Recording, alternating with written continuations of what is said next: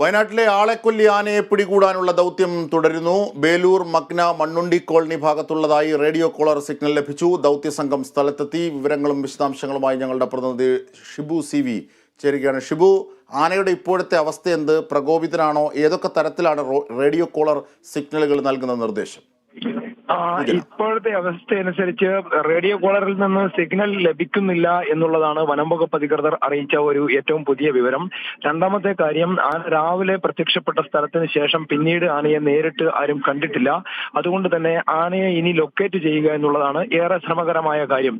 ഇതിൽ നിന്ന് മനസ്സിലാകുന്നത് ആന അന്ന് വന്ന വഴിയെ തന്നെ തിരിച്ച് കാട്ടിലേക്ക് കയറാൻ സാധ്യതയുണ്ട് എന്നൊരു നിഗമനവും ഉണ്ട്. ഇന്നലെ രാത്രി തന്നെ ഈ ആരോപണം നാട്ടുകാർ ഉന്നയിച്ചിരുന്നു. മയക്കുവെടി വെക്കാൻ ഉത്തരവിട്ട ആനയെ കാട് കയറ്റാൻ വേണ്ടി വനംവകുപ്പ് അധികൃതർ ശ്രമിക്കുകയാണെന്ന് ആരോപിച്ച് വനംവകുപ്പ് ഉദ്യോഗസ്ഥരും പോലീസുമായി ഒരു വാക്കേറ്റമൊക്കെ രാത്രി നടന്നിരുന്നു.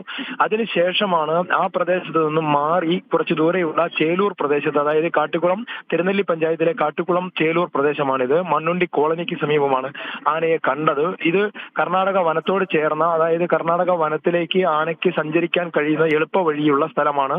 ഇതുവഴി തന്നെയാണ് ആന വന്നതെന്നാണ് മനസ്സിലാക്കുന്നത്. ആ സ്ഥലത്താണ് ഉള്ളത്. ഇവിടെയാണ് ദൗത്യസംഘം ഇപ്പോൾ ഉള്ളത്. RRT സംഘം ഉള്ളത്.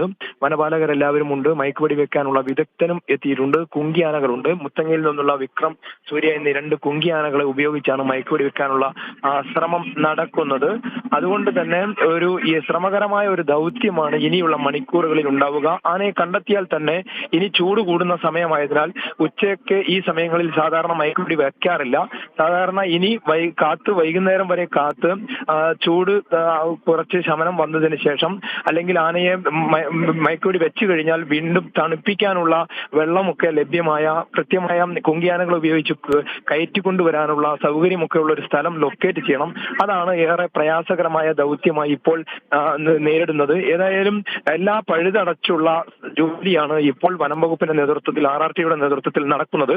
കാരണം തണ്ണീർക്കൊമ്പൻ ദൗത്യത്തിൽ ഉണ്ടായ പാകപ്പിഴവുകൾ ഏതെങ്കിലും ഉണ്ടായിട്ടുണ്ടെങ്കിൽ അത് മുഴുവൻ പഴുതടച്ച് നടത്താനുള്ള ഒരു ദൗത്യമാണ് ഇപ്പോൾ നടന്നുകൊണ്ടിരിക്കുന്നത്.